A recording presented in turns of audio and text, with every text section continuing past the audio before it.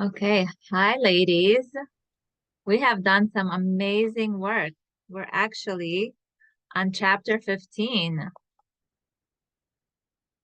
Amazing, amazing, awesome work. Okay, so Shoshana, remind me after we're done to make my big announcement. I don't want to say it now. I want to keep the suspense till we're done with. I have some really awesome news to share with everyone of something that I manifested. So yeah, so let's get on it. Chapter 15. It's on page 135. So we're still on relinquishing control. That's the skill that we're working on is relinquishing control.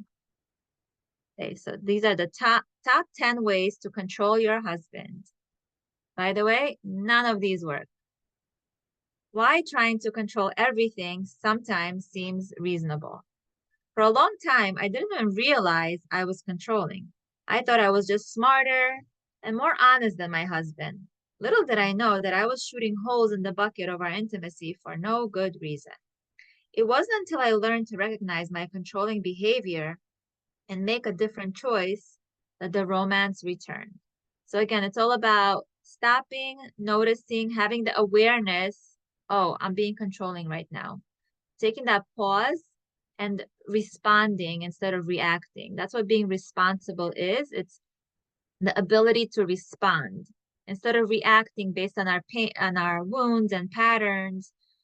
Meaning, we want different results. We got to start being more mindful and having the ability to respond to him so that we can get the result that we want, so that we can get the intimacy that we want.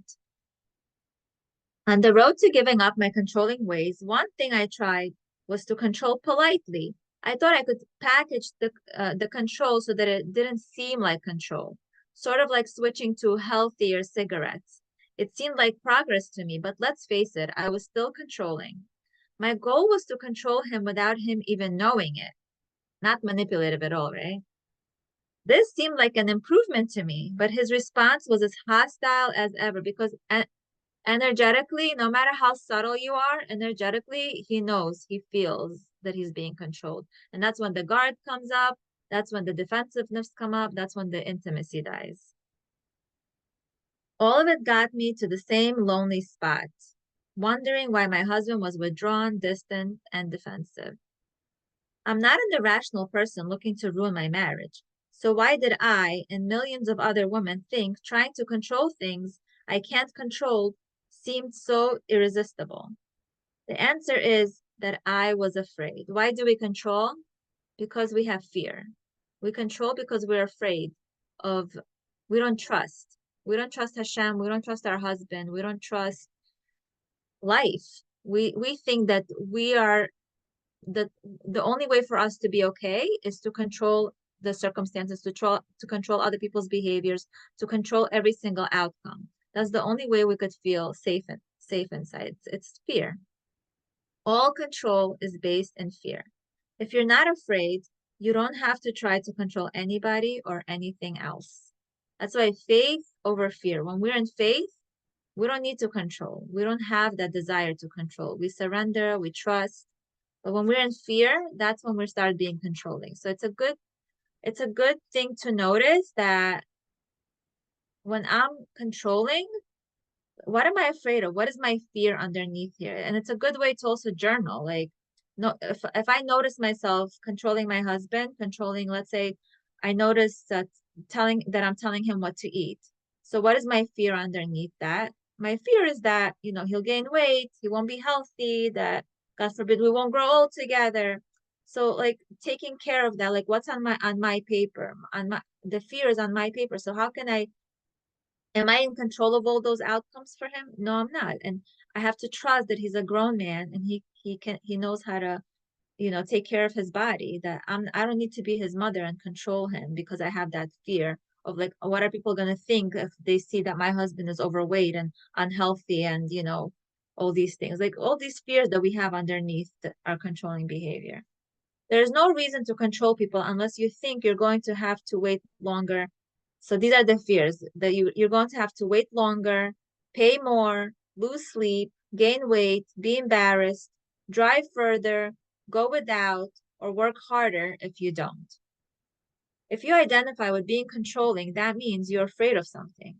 Fear comes up for lots of different reasons. Sometimes we're not even aware that it's a fear-based thing. Like sometimes like, our children are learning how to tie their shoelaces and we're like, let me just do it for you. So what is the fear underneath that? That it's gonna take a longer time. Like it's so let me get us faster out of the house. But what are we doing? What are we stealing from our child in that moment? We're stealing, giving them the ability to practice tying their shoelaces.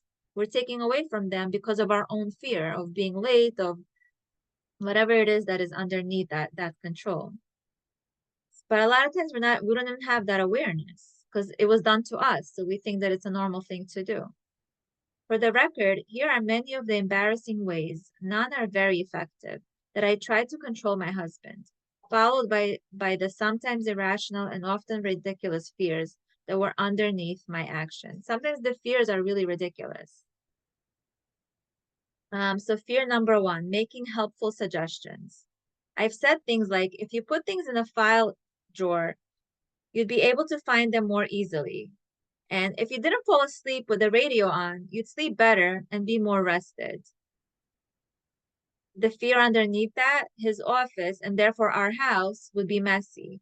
John would be tired and grumpy. So that was her fear. That's what she was controlling and telling him how to organize his drawers and to turn down the radio so that he could sleep. Number two, speaking on his behalf.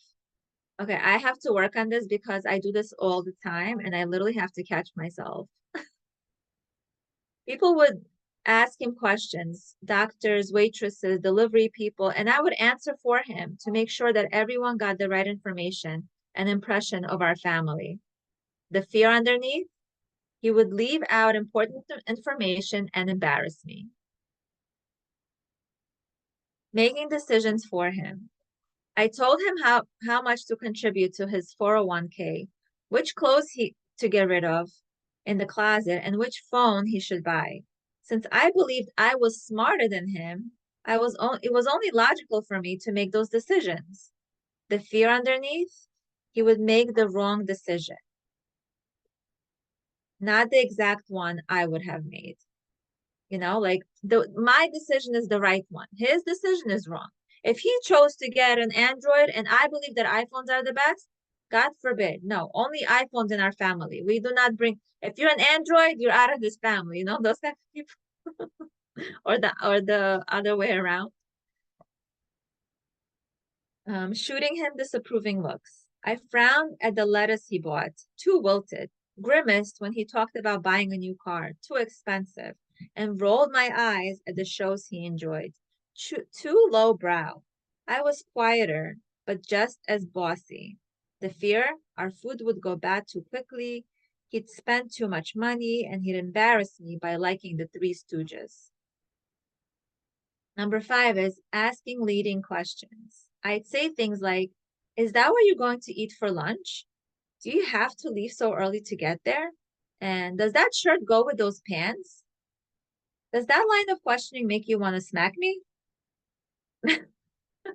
Right? We all know those people. We all have those people in our families. Like, we don't like it. So why do we think that they would like that and that we could have an intimate relationship when that's how we're showing up?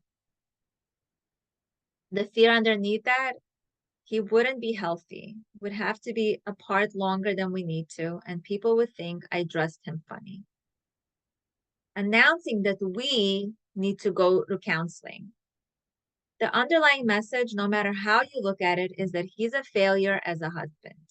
In my experience, this wins hands down for the most expensive way to try to control your husband. The fear underneath, I married the wrong guy and was never going to have the life I craved unless he changed. Number seven is telling him how I would do things. This would be something like, I usually go slower on this road because it's so narrow, or I would take my car in for service if it was making the noise. Like how many times like we're driving with our husband, like for me, that's when I duct tape it the most because I'm so tempted to like tell him like, "Oh, you're gonna miss the exit," unless he asks me like, can you just keep an eye on the map and tell me where it is? you know? It's so hard and it's so tempting. And it seems so innocent, doesn't it? It was amazing just how much I knew about practically everything back then, right? Like we know everything. We're so smart. The fear we would crash or we'd end up with a big unnecessary car repair bill that would put us in debt and I'd have to skip my pedicure. So that those are the fears underneath those behaviors. Criticizing him, saying things like, "Don't you see you're being passive aggressive?" Or is that just is that is just that you're just you're oh, why can't I read the sentence? It's just that you're such a slob, as if my insights would help him finally understand the error of his ways and he would correct them right on the spot. Isn't that how human nature works? The fear underneath, I wouldn't get a tender, thoughtful, attentive husband until he changed. And I'd have to clean up his messes. So just notice whenever you're criticizing your husband, what's underneath the criticism? Like, what is my fear underneath the criticism? If I'm calling him a slob, like, you're not doing anything right, you're not cleaning, you're not, what is my fear beneath that? So it's good to just have that awareness and to notice the fear so that we can kind of take care of that and see is me criticizing him, is it worth losing my intimacy over, or can I fulfill and can I kind of let go of this fear or take care of that fear? The fear is like a little child within us asking us for attention. So when we give that fear attention and really like see, is there something that I can do for myself right now? Is there a way for me to attend to this child within me and to kind of pacify it and to let it know like it's okay. You don't need to have this fear. Not that you don't need to have it, like you're safe. You're safe. Even though you have this fear, you're safe right now. That there's no need to criticize and lose your intimacy with your husband. Number 9 is making demands. I told him, you need to call your mom or you have to diversify your portfolio. I felt this was okay because clearly I was right. The fear underneath, I would be embarrassed in front of his family and we'd be broke when we grew old. Number 10, undoing and redoing things he'd just done and then showing him how I did them. How many times have we showed our husband how to fold towels the way we like them or sheets? Instead of saying thank you for even doing it, right? Like if he does it his way, it's not good enough. We have to my way is better. My way is neater. Like it's my way or the highway. Like just or sometimes we'll just don't do it. Don't just we just get so frustrated. Just don't do it at all. And that's kind of blocking the receiving because he did it. Just let it be. It is what it is. I'm from Venus, he's from Mars. In Mars, they do things a different way. It doesn't have to be perfect. Like letting go of that perfectionism and when he does do it, like closer to your way, just saying thank you and giving him a compliment will get him to do more of things our way instead of criticizing him for it. Criticizing him for doing it his way is not going to get, sometimes he might do it, but then there's going to be resentment between him and I. Sometimes like I used to criticize him to the point where he would just do what I want, but it didn't create intimacy. Yes, I won the battle, I got him to do what I want, but then there would be that tension between us. So what did I win? In the end, I won the war and I lost the battle. Um, so undoing and redoing things he just done and then showing him how I did them. I'm talking about important earth-shattering things like emptying the line filter or making the bed. If I didn't constantly show him, how would he ever learn? Poor thing, right? Like, oh, poor dumb husband, like he doesn't know anything. I know everything, and I'll show him how to do it the right way. Like, is there any humility there? The fear is I would have linty clothes and a lumpy bed or have to do everything myself. Just by reading this book, you're cultivating a new awareness. The next time you try to control your husband, you're going to realize what you're doing. You might decide, as I sometimes do, to pretend that you're not, but you'll know that you are. It's actually pretty uncomfortable at first. Okay, it's excruciating when you first realize you're doing it. But here's the deal. You're making progress because you're aware. From there, it's just a small hop to empowerment. where you can make a conscious choice instead of being stuck in a lousy rut. So instead of being stuck in that same cycle and loop of control, expectation, resentment, tension, that cold feeling, loss of intimacy, the first step is awareness. And from awareness, we can choose to be responsible using that ability to respond, noticing when I'm criticizing him or when I'm fixing him or like, oh, there's a control. Oh, what's underneath this control? What is my fear? And just that's the first step. That's like that bridge. The awareness is a bridge to feeling empowered, because when we take control of our choices and when we respond in an accountable and a dignified way, we feel so much better, and he feels it, and then it just restores the intimacy between us. Ask yourself 4 questions. If you find yourself tempted to say something controlling, frown at the produce he bought, or refold the laundry he just folded, just telling yourself to stop is not very effective. So, what should you do instead? Ask yourself some questions. Even better, get a girlfriend to ask you. The answers will help you figure out what you really want to do in that moment and then do it. This way, you won't end up thinking, maybe I should have kept my mouth shut. These are the 4 magical questions to help you decide whether you'd rather act on your fear or choose your faith. So this is on page 138. This is a very important page to remember. Maybe put a little sticky note there. And I would definitely highlight this. So question number 1, when I'm controlling and when I'm upset at him and, I'm triggered, what am I afraid of? Question number 2, is my fear realistic? Question number 3, can I actually control the situation? And question number 4, is it worth the intimacy it would cost me to try to control? So Laura was saying it's kind of like being stuck in traffic, and you're stuck in traffic. Are you so are you in control of moving all the cars? Are you in control of getting out of traffic? You're stuck. This is the situation. Right now, the situation is your car is in traffic. Are you in control of the outside of what's going on, of the other cars, of how fast or slow they're moving? No. What are you in control of? You're in control of what happens inside the car, right? You're in control of whether you sit there and you're grumpy and you're annoyed and you just sit there and you can't believe what's happening. Or you can turn on the music, you can listen to a podcast, you can turn on the AC, you can make yourself comfortable while you're in traffic. You could either sit there and resent it and lose energy over that, or you could sit there and like, you know what, I'm already in traffic. This is what it is. Like, how can I make it as comfortable for myself as possible? That's really the situation. So let's say I'm tempted, as I still am from time to time, to tell my husband that he should call his slow-paying clients to collect from them. Here's the conversation I have with myself before I go down that old road. So here's an example of how she surrenders control.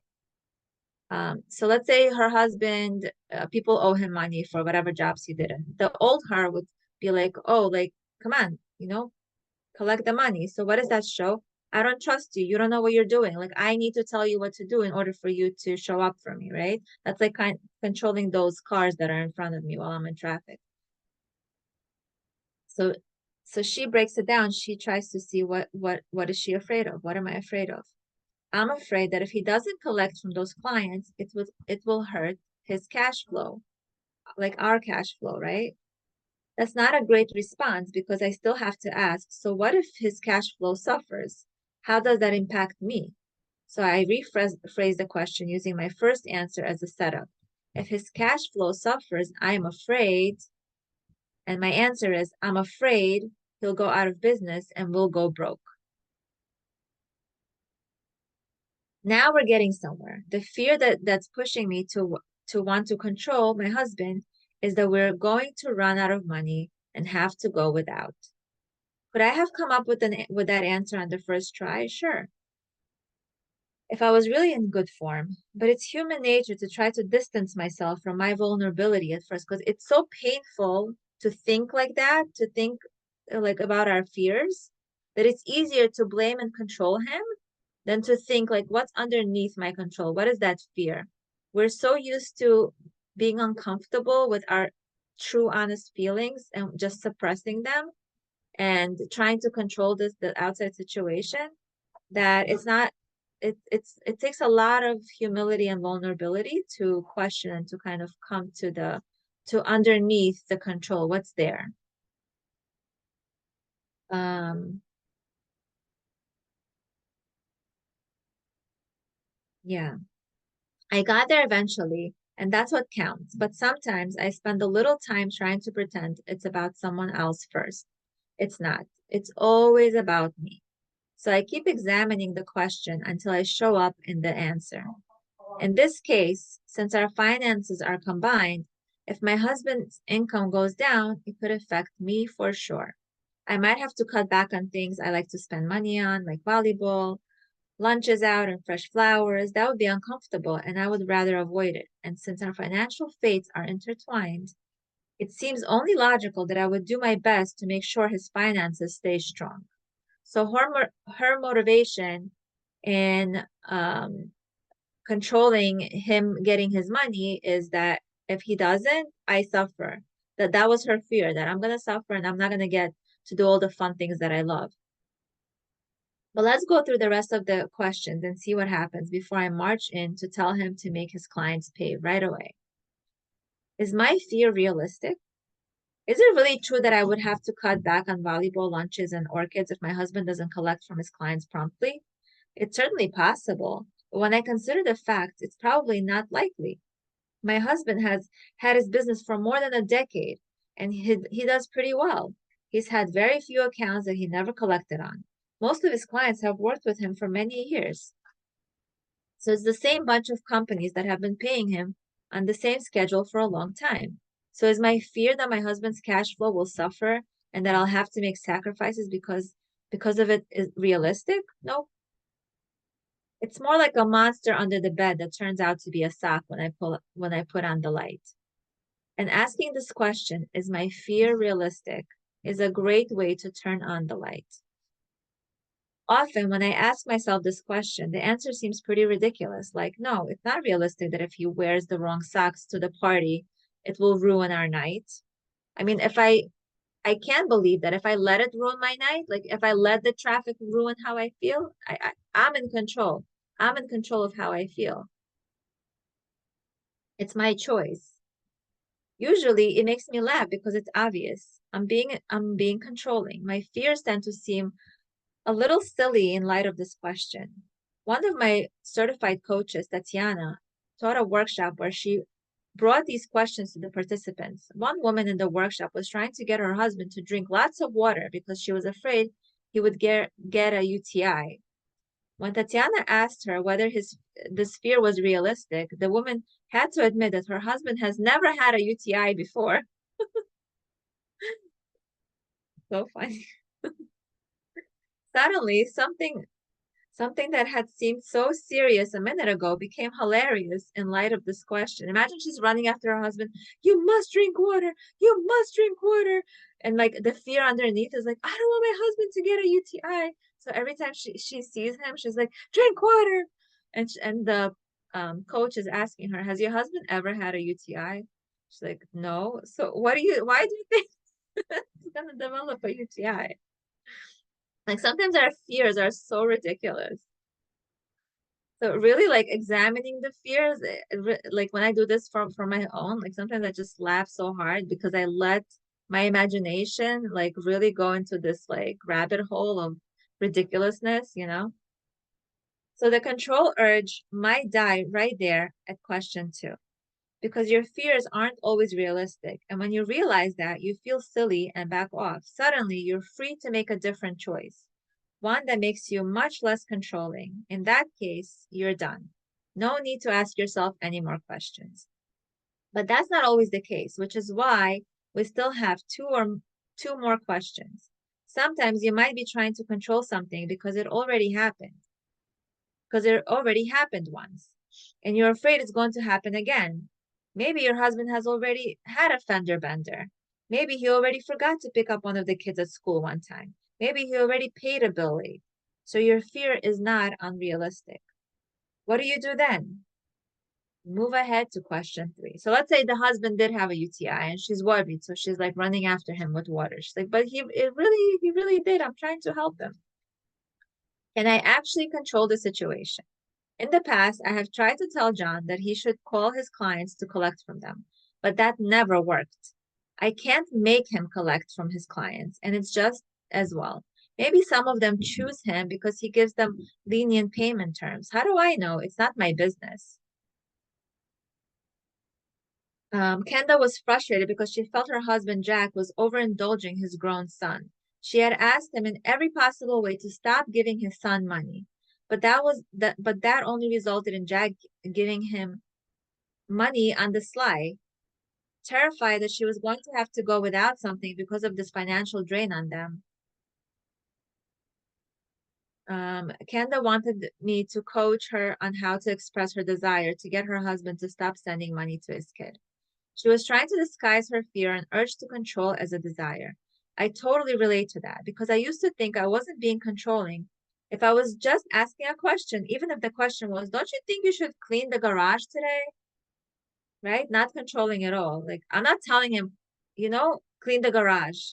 I'm saying, don't you think you should clean the garage today? I mean, it's the same thing, just phrased differently. Kendall felt her fear was realistic when it came to this question. Can you actually control it? The answer seemed to be no. The problem is, I don't know a way to actually control. They usually resist mightily. In fact, the more you complain, remind them, encourage them, leave little notes, and politely follow up, the more likely they are to resist. Even though you think you're being perfectly logical and they are not. No matter how logical you feel and no matter how much you tell yourself that you're on the side, that you're right, you can't control your husband. You can't control your husband. Highlight, highlight, highlight. I mean, you could try. It's just gonna, take a lot of energy, tension, and resentment. There's absolutely no intimacy there, and it doesn't make anybody happy. Um, no matter, where did I leave off? Yeah. Kenda had already tried to get her husband to change dozens of times, so there was nothing more to do. But he's not setting any limits with his son, she told me. He's making him financially dependent and spending money that I want him to keep in his bank account. I hear you, I told her. But is it something you can control? It wasn't. The only option we could come up with for her was to accept that he was going to make his own decisions about his financial relationship with his son. Forcing him to do what she wanted was not an option, which meant it was time to move on to question 4. Is it worth losing the intimacy it's costing me to try to control? Since Kendall couldn't get her husband to budge on subsidizing his grown son, the only realistic outcome of continuing to try would be to cause tension in her marriage. Trying to control was going to cost her intimacy and peace, and it wasn't going to make her feel any safer. When I asked her if it was worth the intimacy it was going to cost her to try to control this issue, especially since she had agreed that she couldn't control it, Kenda admitted that continuing to insist he stop giving his son money was a lose-lose proposition. Here's the twist. The acknowledgement turned into empowerment when she realized that by not trying to control his contributions to his son, she would free herself from needless emotional turmoil. It was the best option available to her. Instead of being a victim, she was making a thoughtful choice. There was one more benefit of Kendall leaving the topic of her husband's financial relationship with his son alone. Soon after she had apologized for being controlling, her husband said, that kid is costing me too much money. So what happens is between us and our husband, when we want to control his behavior and do something that we think is the right thing to do, it's like I'm pulling this way and he's pulling this way, and there's that resistance. The minute we release control, like there's no more resistance. And usually a lot of times, like he kind of ends up doing the thing that we wish that he would do.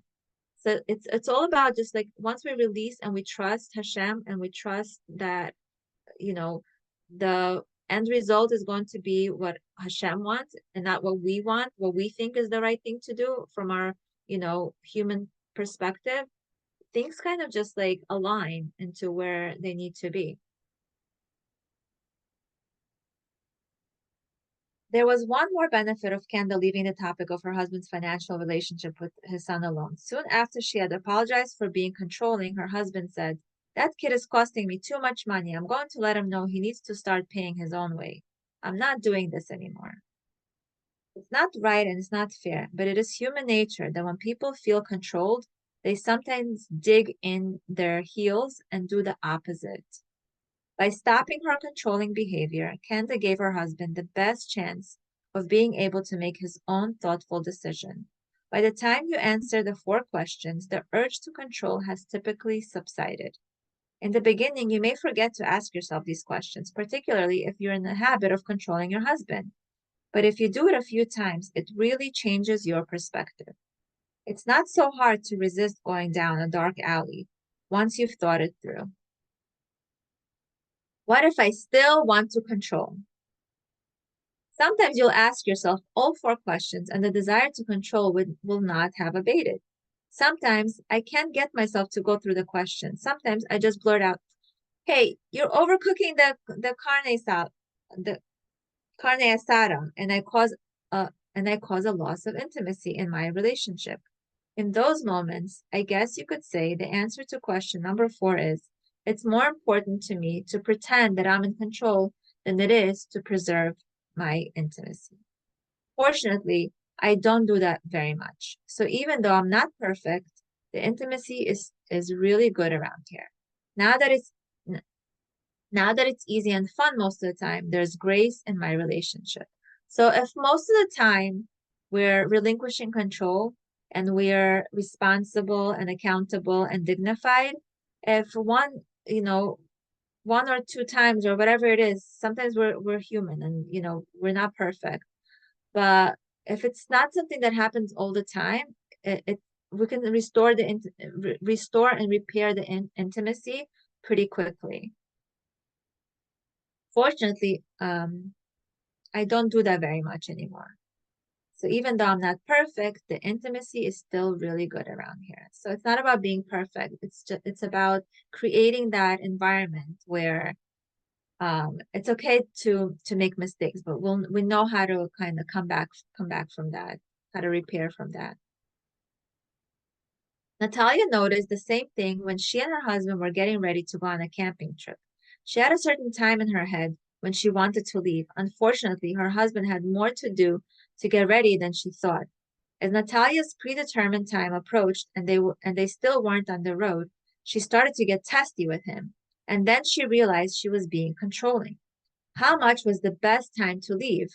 She had in her head really worked to her. So Natalia apologized. She told her husband, I would rather feel close to you and leave when the time is right than be angry with each other and leave when I wanted." It was a win for her to be able to choose connection over control. Your life is waiting. The really great part about relinquishing inappropriate control of your husband is that your life gets a lot more exciting. It can also get terrifying. In fact, one of the hidden benefits of controlling someone else, I've discovered, is that it's less scary than focusing on your own life. Even though I felt like I had made a huge leap when I stopped controlling my husband, it was really just the warm up for the scary stuff that was ahead. Writing this book was scary too. I knew it was going to make some people mad. It still often seems much easier to focus on my husband's business than on my own purpose in this world. That's been my experience with the intimacy skills. They open the door to scary but an exciting world. And that's the one I really want to live in. When you find yourself tempted to control someone else, another question to ask yourself is, what am I trying to avoid in my own life? Or what am I afraid to face? Chances are there's something scary in front of you, and your urge to control someone else is just a distraction that seems less threatening. And this is where we end chapter 15. Stop the recording and then we can chit chat. I'm reminding you